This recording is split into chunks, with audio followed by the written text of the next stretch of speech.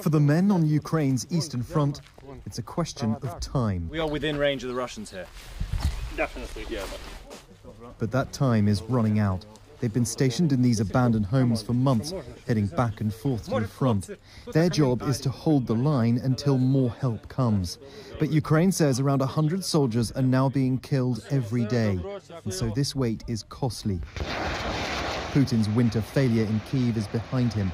In the summer heat, his forces are making gains. When this war started, it was frozen, this whole area. Now the roses are out. But it's not looking good for Ukraine. Around us now, war, it's small place of beauty in this crazy world. It becomes crazy with the help of our Russian brothers. They want to free us, but they only free us from normal life.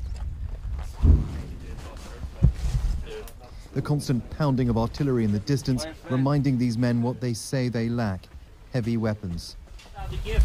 He wants to show me how close the bombs are landing. So this is how close they've got to your position here? Yes, yes. This is where bombs have landed, right close to where they're staying here.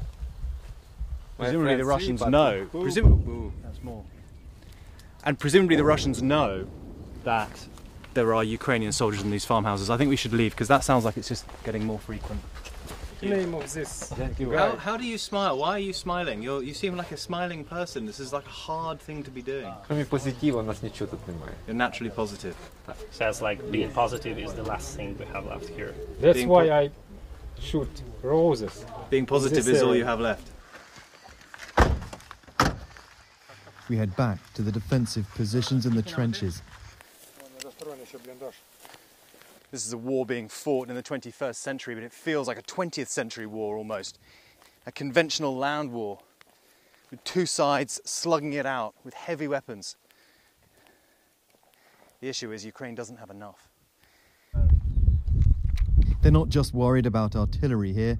Once the aerial bombardments stop, Russia could move tanks in over a flat, much drier terrain than they had to deal with back in February. Vitaly is part of a more elite civil defense.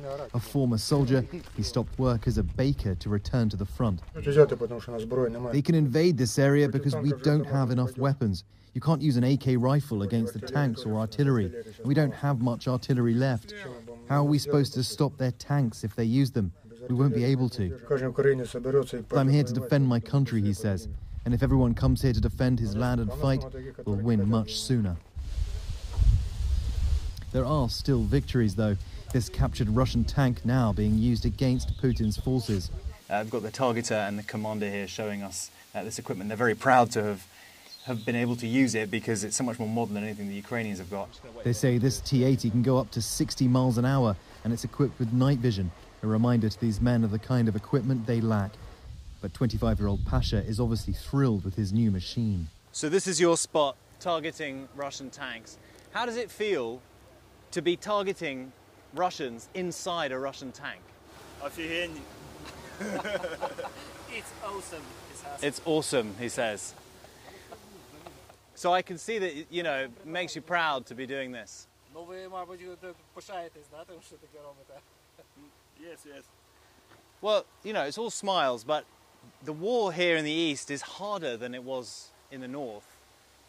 What's it been like for you? I mean, you've been fighting in this war since the beginning. You stop thinking about anything besides the job, he says. You get cold-minded and do what you need to do. As for the danger, I try not to think about it. A modern tank like this is a lucky bonus, but winning this war will take a lot more than luck. This military chaplain has been feeling the losses more than most. He's there to hear the last words of the ever-growing number of dying men. I wanted to ask you, though, specifically, as a chaplain, President Zelensky says that Ukrainians are losing 100 soldiers a day, 500 soldiers are being injured a day. You were presumably there with men who are losing their lives. What's that been like?